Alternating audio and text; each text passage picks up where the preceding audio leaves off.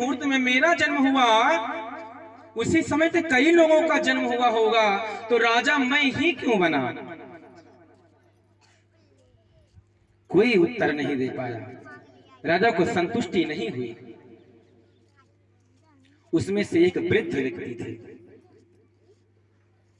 वृद्ध व्यक्ति की आजकल जो कीमत नहीं है, लेकिन जितनी बुद्धि वृद्ध व्यक्ति के अंदर होती है उतनी बुद्धि किसी के अंदर नहीं होती है। अगर अपने बच्चे को सुधारना चाहते हैं अगर आप सोचते हैं कि मेरा बच्चा मेरा कहना माने, मेरे आदेश पे चले, तो आप उसको वृद्धों की संगत कराइए, ना कि नौजवानों की संगत कराइए। जिसका बच्चा वृद्धों के साथ बैठता है, अपने दादी दादा के साथ बैठता है, गांव के बुजुर्गों के साथ बैठता है, उस बच्चे की आदत कभी बिगड़ नहीं सकती है। और जो अपने ही उम्र के साथों के साथ घूमता है, साथी दोस्त बनाता है, उसी की आदत बिगड़ती है।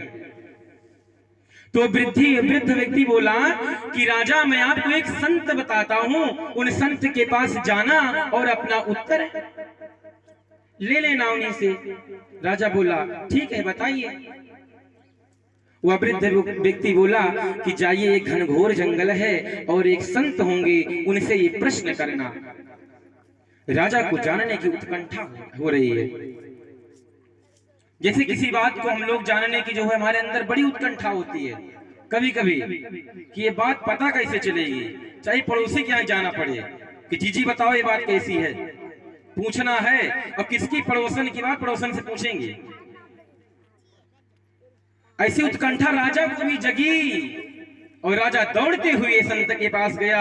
देखता है संत अंगारे खा रहा है, आग का अंगारा संत खा रहा है। और राजा देखते ही अचंभित हो गया कि ये तो आग का अंगारा खा रहा है, मेरे प्रश्न का उत्तर क्या देगा ये। लेकिन वो प्रश्न का उत्तर जानने की इच्छा थी। राजा ने प्रश्न पूछा कि हे संत भगवान, ये मेरा प्रश्न है, इसका उत्तर आप दीजिए। उस संत ने कहा आप और आगे चले जाओ और एक संत मिलेंगे, उनसे प्रश्न का उत्तर पूछना। राजा नंगे पैर था, दौड़ते हुए गया उस संत के पास। और वह संत क्या कर रहा था? मिट्टी खा रहा था। वह संत मिट्टी खा रहा था। ध्यान से सुनिएगा, आपसे उत्तर पूछेंगे इसका। एक अंगारे खा रहा था, एक मिट्टी खा रहा है। लेकिन राजा ने प्रश्न किया कि ये मेरा प्रश्न है, इसका उत्तर दीजिए। उन्होंने कहा हे राजा आप और आगे चले जाओ, एक गांव है, उसमें एक व्यक्ति है जो मरने वाला है, वही आपके प्रश्नों का उत्तर देगा। राजा दौड़ते हुए गया और व्यक्ति मरने वाला ही था। उससे अपना प्रश्न किया कि हे भाई, जिस समय, जिस दिन, जिस मुहूर्त में मेरा जन्म हुआ उसी समय तो बहुत लोगों का जन्म हुआ होगा, तो राजा मैं ही क्यों बना?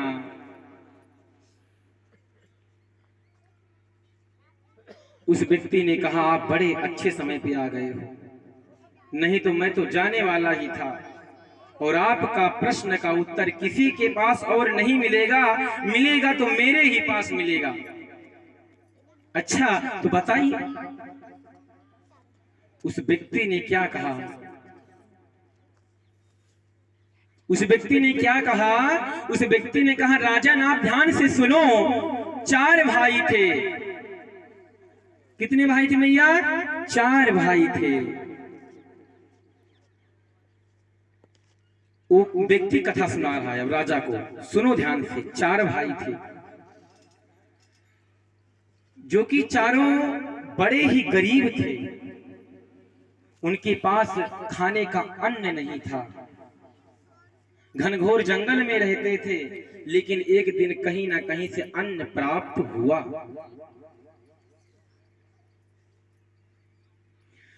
तो उसी समय एक संत उन 4 भाइयों के पास आ गए। जैसे अभी महाराज जी ने बताया कि एक संत आ गए और आका बाका ने दोनों ने जो है अपना भोजन सतुआ दे दिया। उसी प्रकार उनके पास एक संत आ गए और बड़े वाले भाई से बोले कि भैया मुझे बड़ी जोर से भूख लगी है, कुछ भोजन करने को दे दो, बहुत दिनों से भूखा हूं। बड़ा भाई बोला क्या मैं तुझे दे दूंगा तो अंगारे खाऊंगा क्या? वह संत चुप हो गया और दूसरे वाले से कहा भाई कुछ दे दो, भूख लगी है। दूसरा बोला क्या तुझे दे दूंगा तो मिट्टी खाऊंगा क्या? वो भी नहीं दिया। तीसरे वाले से कहा भाई तू दे दे कुछ हो तो। तीसरा वाला बोला तुझे दे दूंगा तो क्या मैं मरूंगा बिना खाए? और जब छोटे वाले से पूछा कि भाई तू ही कुछ दे दे, वो तुरंत अपने आगे की थाली उठा करके संत के सामने रख दिया और संत पेट भर भोजन किए और आशीर्वाद दिए। तो वो राजा ने बोला कि इसमें मेरे प्रश्न का उत्तर कहाँ है? अब बहुत लोग समझ गए होंगे प्रश्न का उत्तर क्या है। राजा ने कहा मेरे प्रश्न का उत्तर इसमें कहाँ है? तो व्यक्ति ने कहा राजन ध्यान से सुनना, जो बड़ा वाला भाई था जो कहा था मैं क्या अंगारे खाऊंगा, तो जो आपको सबसे पहले मिला था तो वही अंगारा इस जन्म में अंगारे खा रहा है।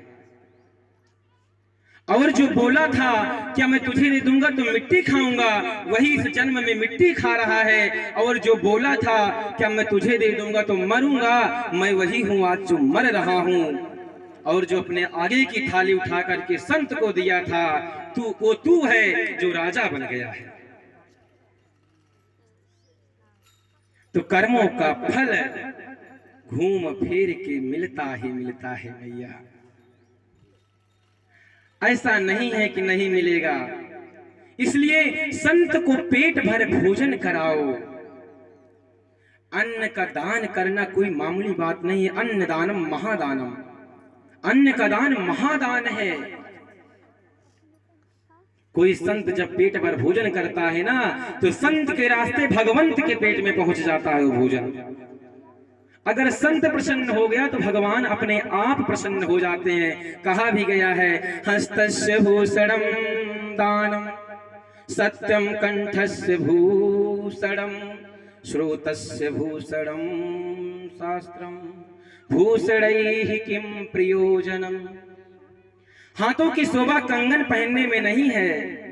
आजकल तो कंगन पहन लेंगे ऐसे दिखाते चलेंगे रास्ते में, हमको ही देखो सब। एक मैया थी, आपको भी दृष्टांत याद हुआ, वो अंगूठी पहनी थी 2 लाख की। तो लेकिन गांव में पड़ोसी जानते हो अगर कुछ उनके पास हो गया तो दूसरे को जरूर दिखाने जाएंगे, हमारे पास है तुम्हारे पास क्यों नहीं, तुम भी जिद करो लो। तो अंगूठी उनके पास तो थी लेकिन कोई देखता ही नहीं था। पूरे गांव में पहन के घूम आई, लेकिन कोई पूछा भी नहीं कि बहन जी आपकी अंगूठी कितने की है ये। अब वो बड़ी परेशान हो गई, कोई पूछ क्यों नहीं रहा है, इतनी महंगी अंगूठी में लाई और कोई पूछ नहीं रहा। ऐसे देखो साड़ी वाड़ी, अगर कोई महंगी साड़ी पहन ले तो आदमी पूछता नहीं बहन जी कितने की लाई, कितनी महंगी है। अब कोई पूछे ना तो बड़ा बेकार लगता है, ये लोग तो पूछे ही नहीं। उसी प्रकार जो है उसकी अंगूठी कोई नहीं पूछा तो मैया अपने घर में आग लगा ली। अपने घर में आग लगा के बोल रही अंगूठी दिखा के, अरे कोई बचाओ, आग बुझाओ। अब भीड़ इकट्ठा हो गई। एक लोग बोल रही हैं कि बहन जी आपकी अंगूठी कितने की है। बोली यही तो मैं पूछना चाहती थी, यही पहले ही बता देता, कोई तो आग में क्यों लगाती। इस अंगूठी के लिए मैं अपने घर में आग लगा ली। यही हालत हमारी है, दिखाने के लिए हम कुछ भी अपने आप को भी बेच देते हैं। तो दिखाना नहीं है, दिखावटी बिल्कुल नहीं करना है।